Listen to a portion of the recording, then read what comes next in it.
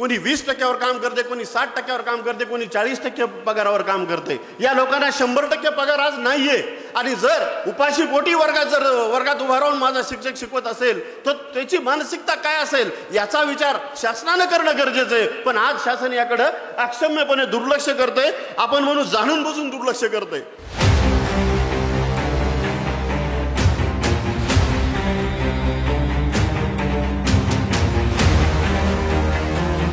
हजारो शिक्षकांच्या उपस्थितीत राष्ट्रवादी शिक्षक सेलचा संवाद मेळावा संपन्न. परभणी शहरामध्ये प्रथमच शरदचंद्र पवार महाराष्ट्र प्रदेश राष्ट्रवादी शिक्षक सेल व मराठवाडा विभागातील नवनियुक्त अध्यक्ष प्राध्यापक किरण सोनटक्के यांच्या वतीने शिक्षक संवाद मेळाव्याचे आयोजन करण्यात आले होते.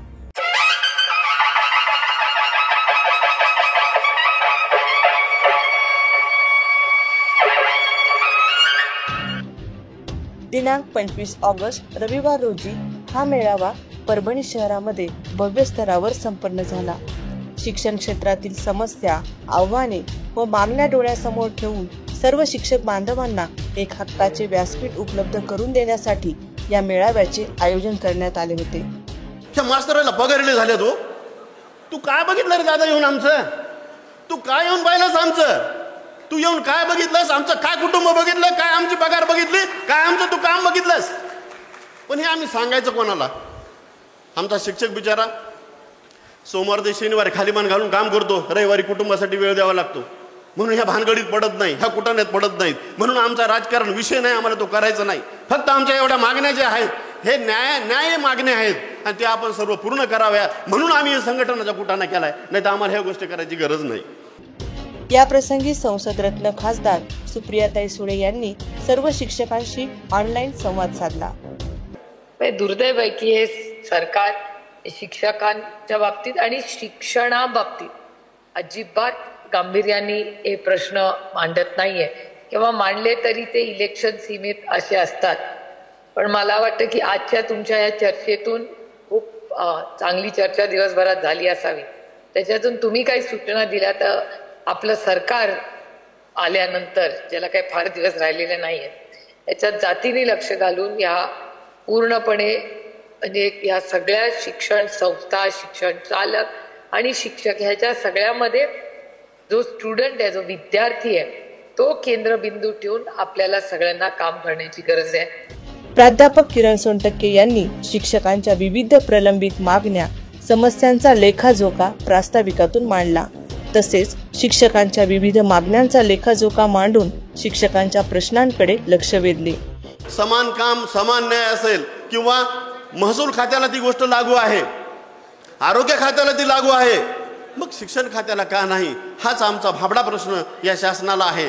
म्हणून आम्हाला या माध्यमातून एवढंच म्हणायचंय की आमची जुनी पेन्शन योजना जशी आहे तशी, आम्हाला मोडतोड नको, त्याच्यात जशी आहे तशी आम्हाला ती लागू करावी आणि येणाऱ्या काळामध्ये येणारं शासन ते लागू करेल. यासाठी आम्ही जुन्या पेन्शन योजनेचा सुद्धा या ठिकाणी ठराव बहुमतानं मंजूर करत आहोत.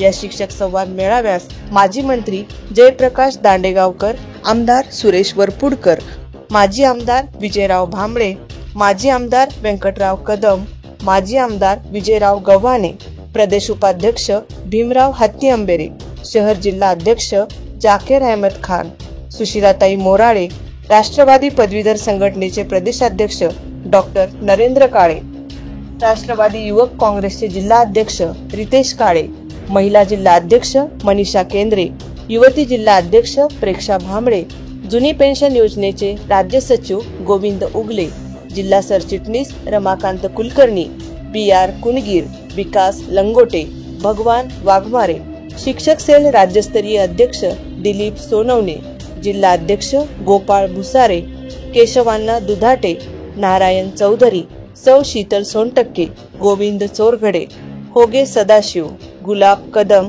मोतीराम शिंदे, खिस्ते इत्यादी मान्यवरांची उपस्थिती होती.